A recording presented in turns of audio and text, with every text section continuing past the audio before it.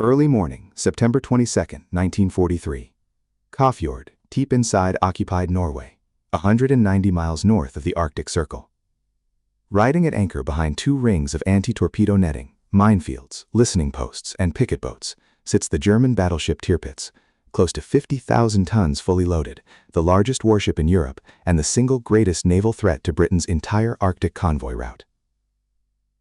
At around 08:12 that morning, two explosions ripped through the water directly beneath her hull. They were not delivered by aircraft, by a fleet of destroyers, or by another battleship. They were delivered by two submarines, each barely 51 feet long, displacing 35 tons, and crewed by 4 men apiece, a combined weight roughly 1/1400th of their targets.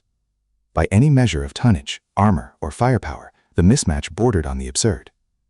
Tirpitz did not sink that morning, but she took on more than 1,400 tons of water. Her engines and generators were wrecked, one of her main turrets was lifted clean off its bearings, and she would not fight again as a functioning capital ship for the better part of a year. By 1943, Tirpitz had never fired a shot in anger against an Allied warship, and she did not need to. Stationed in the Norwegian fjords since early 1942, she functioned as what naval planners call a fleet in being, a threat that ties down enemy resources simply by existing and by the possibility that she might sortie. Her mere presence off the Arctic convoy routes had already reshaped British naval strategy once, most infamously in July 1942, when a false alarm that she had put to sea helped trigger the scattering of convoy PQ-17, a decision that cost the Allies 24 of 35 merchant ships to U-boats and aircraft once the convoy lost its concentrated escort. Conventional attempts to remove the threat had already failed. 12 Fleet Air Arm Albacores attacked her in March 1942 and scored no hits. Operation Tidal in October 1942 tried to reach her with manned torpedoes towed by a disguised Norwegian fishing boat. Both weapons were lost to a storm before they could be launched. Britain could not risk its own battleships in the confined, minefield-choked waters of the fjords to finish the job, and conventional submarines and aircraft had already shown they could not reliably get close enough. In the meantime, the home fleet was obliged to keep capital ships of its own held back at Scapa Flow purely to counter the possibility that Tirpitz might one day break out into the Atlantic, tying down exactly the kind of heavy units Britain needed elsewhere in a war fought simultaneously in the Mediterranean, the Atlantic, and increasingly the Pacific. The solution that reached the planning stage by 1943 struck many in the Admiralty as barely credible as a serious weapon of war. The X-class midget submarine was 51 feet long, carried a crew of 4 in conditions cramped enough that training itself was considered a test of nerve as much as skill, and carried no torpedo tubes at all. Her only navigational aid was a small periscope, and her only armament was 2 externally slung explosive charges, each containing 2 tons of amytal, designed to be released directly beneath an anchored target and detonated on a time fuse hours later, after the crew had, in theory, motored well clear. The entire plan depended on 4-man crews navigating minefields, anti-submarine nets, and listening hydrophones in broad daylight, inside a heavily defended fjord, in a vessel with essentially no means of fighting back if detected. Volunteers trained in near-total secrecy at Loch Cairnban in Scotland through the summer of 1943, in cramped training craft where a single mistake could mean drowning inside a hull with no realistic means of escape. Several men were killed or badly injured during workup exercises before the operation ever reached Norway. Many in the wider submarine service regarded the whole concept as a stunt rather than a serious weapon, a judgment the volunteers themselves had to set aside every time they climbed into a hull barely wide enough to crawl through.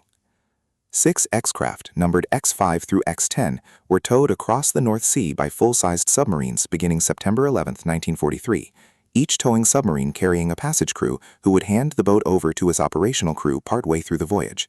Thrasher towed X5, Truculent towed X6, Stubborn towed X7, Sea Nymph towed X8, Certus towed X9, and Scepter towed X10.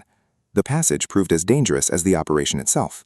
On September 16th, X9's tow rope parted and she foundered with all 3 of her passage crew, Sub-Lieutenant Edward Kieran, able seaman Harry Hart, and stoker George Hollett, killed before the boat had even reached the point where her operational crew was due to take over. X8 developed a leak in one of her explosive charges that forced her crew to jettison it early before she too had to be scuttled. Of the 4 craft that reached Norway, X5, X6, and X7 were assigned to Tirpitz herself, while X10 was assigned to the battlecruiser Scharnhorst. X10 suffered a cascade of equipment failures approaching her target and was eventually scuttled by her own crew during the return tow. In a gale, her disabled hull had no chance of surviving, though her entire crew survived. That left 3 boats to attack the most heavily defended anchorage in Norway, and only one to fully succeed at penetrating it undetected. On the morning of the attack, Lieutenant Donald Cameron's X6 slipped through the gate in Tirpitz's anti-torpedo net directly behind a small vessel entering the anchorage, unremarked in broad daylight. She fouled a wire later and briefly surfaced within 200 yards of the battleship. A lookout aboard Tirpitz spotted the disturbance in the water and dismissed it as a porpoise. Cameron worked his crippled boat beneath the battleship's hull and released both charges before scuttling the X6 and surrendering with his crew. Lieutenant Basil Place's X7 fought her own way through the minefield and the netting, becoming tangled more than once, and eventually released her own 2 charges beneath Tirpitz's hull near amidships before the alarm was finally raised and depth charges began falling around both boats. X5, commanded by Lieutenant Henty-Creer, was lost with her entire crew of 4.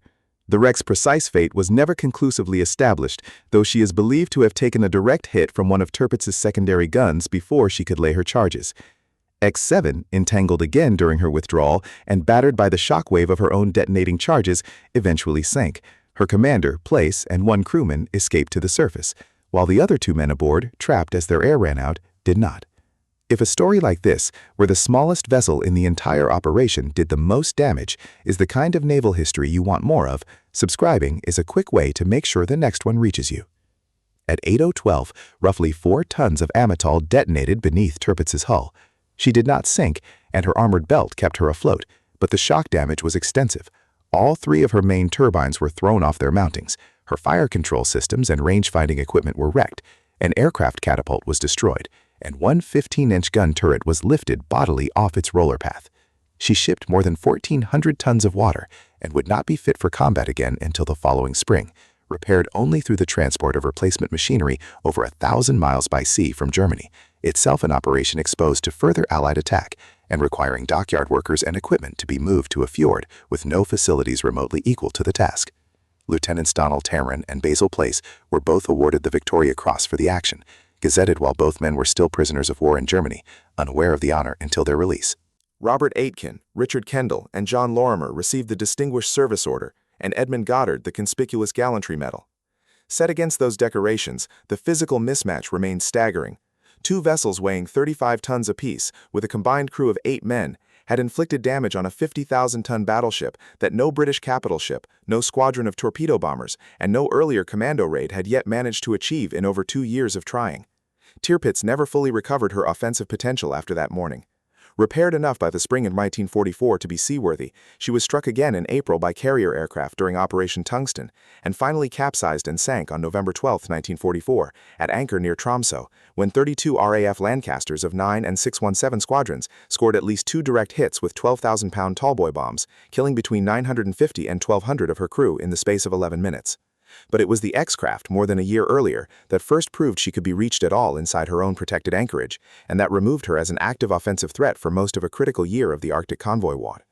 The tactic of using tiny, purpose-built midget submarines to reach targets no surface fleet or aircraft could touch went on to inform later Royal Navy special operations, including the reconnaissance craft used to survey the Normandy beaches ahead of D-Day, and a later, refined generation of the design, the XE craft, crippled the Japanese heavy cruiser Takao at her moorings in Singapore on July 31, 1945, when a diver from XE-3 hand-placed limpet mines against her hull, the same underlying tactic used against Tirpitz 2 years earlier.